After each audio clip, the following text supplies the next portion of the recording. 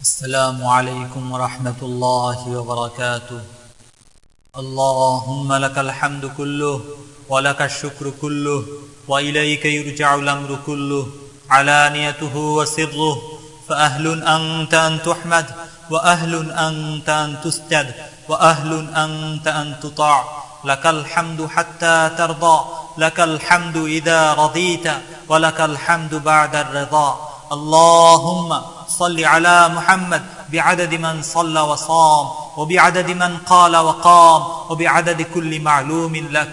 أما بعد، فأعوذ بالله من الشيطان الرجيم. بسم الله الرحمن الرحيم.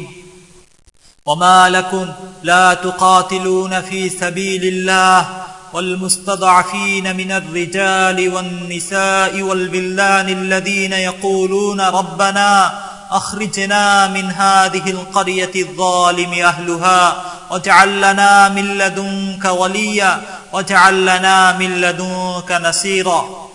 وقال رسول الله صلى الله عليه وسلم: إذا تركتم الجهاد فسلط الله عليكم ذلا لا ينزعه حتى ترجعوا إلى دينكم، أو كما قال عليه الصلاة والسلام.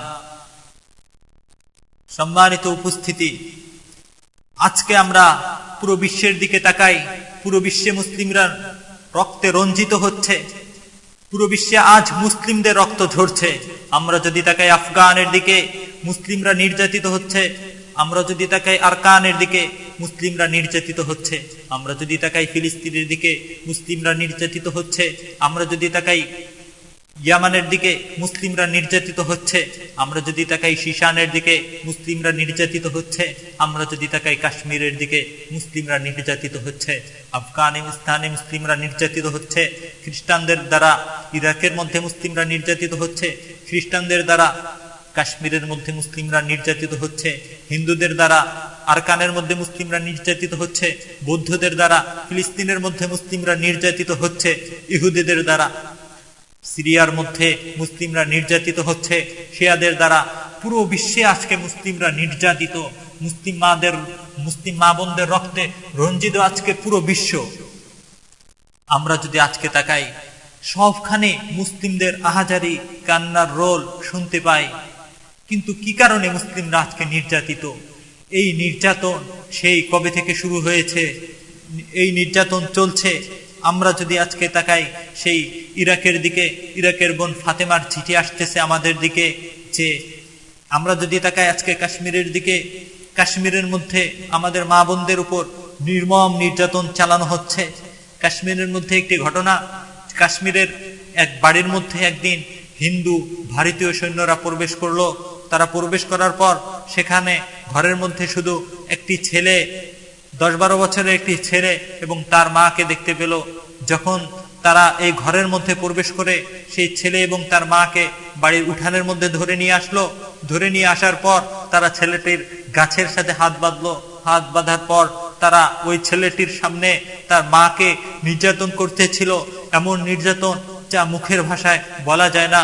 তখন ছেলেটি কাঁদছিল আর বলতেছিল, হে আমার মুসলিম ভাইরা, তোমাদের কি হলো? তোমরা কেন আজকে আসছো না আমাদেরকে সাহায্য করতে? পৃথিবীর মধ্যে কি কোনো মুসলিম ভাই নেই যে আজকে আমাদেরকে সাহায্য করতে আসবে? আজকে কি কোনো মুসলিম যুবক নেই যে আজকে আমার মাকে রক্ষা করবে, আজকে আমার মার ইজ্জত বাঁচাবে? হে মুসলিমরা, তোমাদের রক্ত কি হয়ে গিয়েছে? তোমাদের রক্ত কি ঠান্ডা হয়ে গেছে? তোমরা কেন আসছো না আজকে আমাদেরকে সাহায্য করতে? এভাবে সেই ছেলেটি কাতরাচ্ছিল। কিন্তু তার সেই আহ্বানে সাড়া দিবে এমন কেউ নেই। তার আহ্বানে সাড়া দেওয়ার মতো আজকে কোনো ইবনে কাসিম নেই।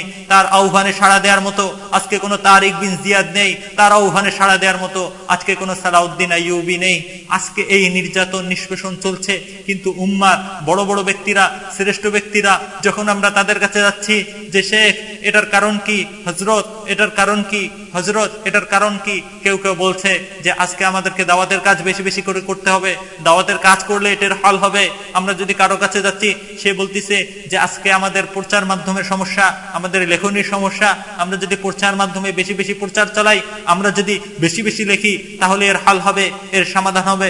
আমরা কারো কাছে যাচ্ছি, তখন তারা বলতেছে যে না, যদি আমরা আজকে ইলমের ঘাটতি রয়েছে, সুতরাং বেশি বেশি ইলম চর্চা করতে হবে, বেশি বেশি মাদ্রাসার মধ্যে পড়তে হবে, ছাত্রদেরকে পড়াতে হবে, তাহলে এটার সমাধান হবে। এক একজন এক একটা বলছে।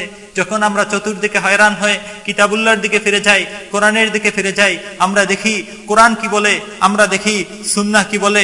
আমরা কোরআনকে জিজ্ঞাসা করছি, হে কোরআন, এই কঠিন পরিস্থিতি আমাদেরকে কি করতে হবে? কোরআন বলে, ওয়ামা লাকুম লা তুকাতিলুনা ফি সাবিলিল্লাহ, হে মুসলিমরা, তোমাদের কি হলো?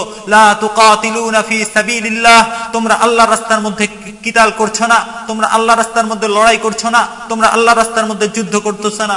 ওয়াল মুস্তাদআফিনা মিনার রিজালি ওয়ান নিসাই ওয়াল বিলদান আল্লাযীনা ইয়াকুলুনা রাব্বানা আখরিজনা মিন হাযিহিল ক্বরিয়াতি যালিমি আহলুহা, দুর্বল শিশু, নারী, পুরুষ যারা ক্রন্দন করছে আর বলছে, রব্বানা, হে আমাদের রব, আখরিজনা মিন হাযিহিল ক্বরিয়াতি যালিমি আহলুহা, আপনি আমাদেরকে এই জালিম সম্প্রদায় থেকে বের করে নিয়ে যান। আমরা এখানে থাকতে পারছি না, আমরা নির্যাতন সইতে পারছি না, আমাদেরকে এই জালিম সম্প্রদায় থেকে বের করে নিয়ে যান। ওয়াজআল লানা মিন লাদুনকা ওয়ালিয়া, আপনি আপনার পক্ষ থেকে আমাদের জন্য কোনো অভিভাবক নির্ধারণ করে দিন। ওয়াজআল লানা মিন লাদুনকা নাসীরা, আপনি আপনার পক্ষ থেকে আমাদের জন্য কোনো সাহায্যকারী নির্ধারণ করে দিন। যখন এইভাবে মুসলিমরা কান্না করছে, ওমা লাকুম লা তুকাতিলুনা, তোমরা কেন কিতাল করছো না? তাহলে আল্লাহ তাআলার কিতাবুল্লাহর দেখে যদি দেখে যাই, তাহলে আমরা দেখি এই কঠিন পরিস্থিতিতে কিতাবুল্লাহ আমাদেরকে কি বলে? কিতাল করতে বলে। আমরা যদি কোরআনকে জিজ্ঞাসা করি, কোরআন সেটা তো বুঝলাম, যদি কিতাল করি এর সমাধান হবে, এর থেকে বেঁচে যাব, কিন্তু এই বিপদ আসার কারণ কি? কোরআন বলে এই বিপদ আসার কারণও তোমাদের এই কিতাল ছেড়ে দেওয়া। কোরআন বলছে, ইয়া আইয়ুহাল্লাযীনা আমানু মা লাকুম ইযা কিলা লাকুম ইনফিরু ফি সাবিলিল্লাহি সাকালতুম ইলাল আরদ, হে ঈমানদারগণ, কি হলো তোমাদেরকে যখন বলা হয় তোমরা আল্লাহর রাস্তায় বের হও, ইসাকালতুম ইলাল আরদ, তোমরা জমিনকে আঁকড়ে ধরে থাকো, আরাদিতুম বিল হায়াতিদ দুনিয়া মিনাল আখিরাহ, তোমরা কি আখিরাতের তুলনায় দুনিয়ার জীবন নিয়ে সন্তুষ্ট হয়ে গেলে?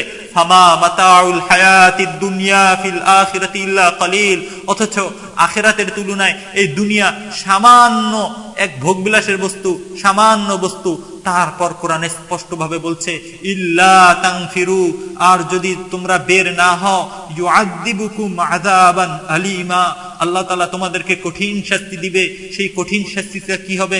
মুফাসসিরুল কিরাম বলছে, ইল্লা তাখরুজু ইলাল জিহাদ ইউআযিবুকুম আযাবান আলীমান মুজআ, তোমরা যদি জিহাদের মধ্যে বের না হও, ইউআযিবুকুম, তোমাদেরকে আল্লাহ তাআলা শাস্তি দিবেন, আযাবান আলীমান মুজআ, অত্যন্ত যন্ত্রণাদায়ক কঠিন শাস্তি, বিইস্তিলাইল আদুবি আলাইকুম ফিদ দুনিয়া, দুনিয়ার মধ্যে শত্রুদেরকে তোমাদের উপর চাপিয়ে দেবে, শত্রুদেরা তোমাদেরকে নির্যাতন করবে, শত্রুরা তোমাদের উপর আগ্রাসন চালাবে, ওবিন্নারিল মুহরাকাতি ফিল আখিরা, এবং পরকালে আল্লাহ তাআলা তোমাদেরকে শাস্তি দিবে জ্বলন্ত আগুন দ্বারা। তাহলে কোরআন স্পষ্টভাবে বলছে যে এই যে শত্রুরা আমাদের উপর চাপিয়ে রয়েছে, এটা আল্লাহ তাআলার পক্ষ থেকে শাস্তি। এই শাস্তির মূল কারণ হলো আমাদের জিহাদ ছেড়ে দেয়া। রাসূলুল্লাহ সাল্লাল্লাহু আলাইহি ওয়াসাল্লাম একদিন সাহাবায়ে কেরামকে নিয়ে সামনে বসেছিলেন। রাসূলুল্লাহ সাল্লাল্লাহু আলাইহি ওয়াসাল্লাম সাহাবায়ে কেরামকে বললেন, অদূর ভবিষ্যতে সামনে এমন একদিন আসছে যখন ইহুদি খ্রিস্টানরা, তোমাদের কাফেররা তোমাদেরকে হত্যা করার জন্য একে অপরকে এভাবে ডাকতে থাকবে যেভাবে তোমরা ক্ষুধার্ত ব্যক্তিদেরকে দস্তরখানের দিকে ডাকতে থাকো। সাহাবায়ে কেরাম আশ্চর্য, আজকে আমরা এত স্বল্প, তারপরও আজকে আমরা পুরো বিশ্বকে কি করছি? কাঁপিয়ে তুলছি। সেদিনকে মুসলিমদের সংখ্যা আরো কম হবে নাকি? তারা বলল, ইয়া রাসূলুল্লাহ, সেদিনকে আমরা সংখ্যায় খুব স্বল্প হব। রাসূলুল্লাহ সাল্লাল্লাহু আলাইহি ওয়াসাল্লাম বললেন, না, তোমরা সংখ্যায় স্বল্প হবে না, বরং তোমরা হবে সমুদ্রের মধ্যে ভাসমান ফানার মতো। তখন সাহাবায়ে কেরাম আরো আশ্চর্য হয়ে গেলেন যে আজকে আমরা এত স্বল্পতা সত্ত্বেও পুরো বিশ্বব্যাপী এত প্রভাব প্রতিপত্তি ছড়াচ্ছি, আর সেদিন সংখ্যায় বেশি হওয়া সত্ত্বেও আমরা কেন এটি হব? তখন রাসূলুল্লাহ সাল্লাল্লাহু আলাইহি ওয়াসাল্লাম বললেন যে তোমাদের মধ্যে একটি রোগ হবে, রোগটার নাম হলো ওয়াহান, এই ওয়াহানের কারণে তোমাদের এই অবস্থা হবে। সাহাবায়ে কেরাম বললেন, ওমাল ওয়াহান ইয়া রাসূলুল্লাহ, হে আল্লাহর রাসূল, ওয়াহান কি? রাসূলুল্লাহ সাল্লাল্লাহু আলাইহি ওয়াসাল্লাম বললেন, হুব্বুদ দুনিয়া ওয়া কারাহিয়াতুল মাউত, ওয়াহান হলো দুনিয়ার প্রতি ভালোবাসা এবং মৃত্যুর ভয়। অর্থাৎ তোমরা দুনিয়া নিয়ে পড়ে যাবে এবং দুনিয়া নিয়ে পড়ার কারণে তোমরা আল্লাহর রাস্তায় মৃত্যুকে অপছন্দ করবে, তোমরা আল্লাহর রাস্তায় মৃত্যুবরণ করতে ভয় পাবে, তোমরা আল্লাহ রাস্তায় মৃত্যুকে ভয় করার কারণে জিহাদের ময়দানে যাবে না, কিতাল করবে না। সুতরাং রাসূলুল্লাহ সাল্লাল্লাহু আলাইহি সাল্লাম স্পষ্ট করে বলেছেন যে আজকে ইহুদি খ্রিস্টানরা সবাই একজোট হয়ে আমাদের উপর আক্রমণ চালাচ্ছে। আজকে আমেরিকা ব্রিটেনকে ডাকছে, ব্রিটেন ফ্রান্সকে ডাকছে, ফ্রান্স ইসরায়েলকে ডাকছে। একের পর এক সকল কুফফাররা একজোট হয়ে আমাদের উপর আক্রমণ চালাচ্ছে। এর কারণ রাসূলুল্লাহ সাল্লাল্লাহু আলাইহি ওয়াসাল্লাম আজ থেকে 1400 বছর আগে বলে গেছেন, কিন্তু আমরা রাসূলুল্লাহ সাল্লাল্লাহু আলাইহি ওয়াসাল্লামের সেই বাণীর দিকে ভ্রুক্ষেপ না করি, এক একজন এক একটি সমাধান দিচ্ছি, সকল সমাধানের ব্যাপারে চেষ্টা করা হচ্ছে, কিন্তু সমাধান তো আসলে হচ্ছে না।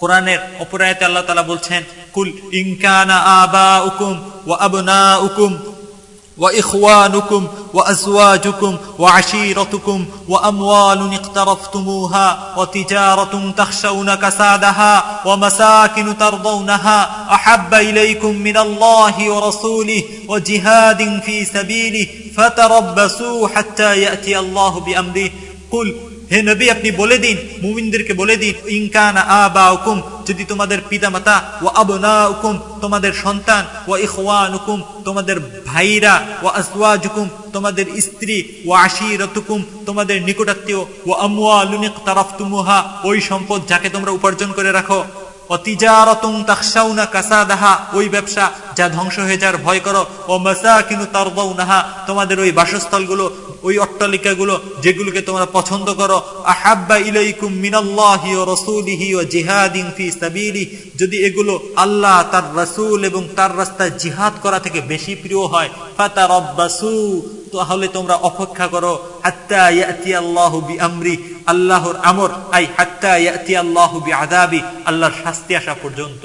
সুতরাং যখন আমরা জিহাদ আল্লাহ এবং তার রাসূলের চেয়ে আমাদের পিতামাতাকে নিয়ে পড়েছি, আমাদের সন্তানদেরকে নিয়ে পড়েছি, আমাদের ব্যবসা নিয়ে পড়েছি, আমাদের আত্মীয় স্বজন নিয়ে পড়েছি, এ কারণে আল্লাহ তাআলা আমাদের উপর এই শাস্তি অর্পিত করেছেন, এই শাস্তি আপতিত করেছেন। সুতরাং আমাদের নির্যাতিত হওয়ার কারণ হলো আল্লাহ তাআলার পক্ষ থেকে এটি একটি শাস্তি, আর এই শাস্তি থেকে বাঁচার উপায় হলো আমাদের এই দুনিয়াকে ছেড়ে দিয়ে জিহাদের ময়দানে যে চলে যাওয়া। এটাই আল্লাহ তাআলা বলছেন, এটাই হলো সমাধান। যেমন অপর এক হাদিসের মধ্যে এসেছে, ইদা তারাকতুমুল জিহাদ ফাসাল্লাতাল্লাহু আলাইকুম দুল্লা, যখন তোমরা জিহাদকে ছেড়ে দিবে আল্লাহ তাআলা তোমাদের উপর লাঞ্ছনা চাপিয়ে দিবেন, লা ইয়ানসিউহু, এই লাঞ্ছনা থেকে দূরীভূত করবেন না, হাত্তা তারজিউ ইলা দীনিকুম, যতক্ষণ না তোমরা তোমাদের দ্বীনের দিকে ফিরে যাও, অর্থাৎ জিহাদের দিকে ফিরে যাও। সুতরাং এই যে আমরা আজকে লাঞ্ছিত হচ্ছি, অপমানিত হচ্ছি, কুফফাররা একজোট হয়ে আমাদের উপর আক্রমণ করছে, এ থেকে বাঁচার একটি উপায়, তা হলো আমাদের দ্বীন তথা জিহাদের দিকে ফিরে যাওয়া। এই দুনিয়াকে লাথি মেরে জিহাদের দিকে যদি আমরা সকলে আবার চলে যেতে পারি, তাহলে আমরা এই কুফফারদের আক্রমণ থেকে বাঁচতে পারবো। পুনরায় আল্লাহর জমিনে আল্লাহর হুকুম প্রতিষ্ঠা হবে এবং পুনরায় খেলাফত প্রতিষ্ঠা হবে। মুসলিমরা সেই খলাফায়ে রাশেদার যুগের মতো সুখে শান্তিতে বসবাস করতে পারবে। সুতরাং আল্লাহ তাআলা আমাদেরকে পুনরায় এই দুনিয়াকে লাথি মেরে জিহাদের দিকে ফিরে যাওয়ার তৌফিক দান করুক, পুনরায় এই জিহাদের আমালটি শুরু করার তৌফিক দান করুক। ওয়া আখিরু দাওয়ানা আনিল হামদুলিল্লাহি রাব্বিল আলামিন।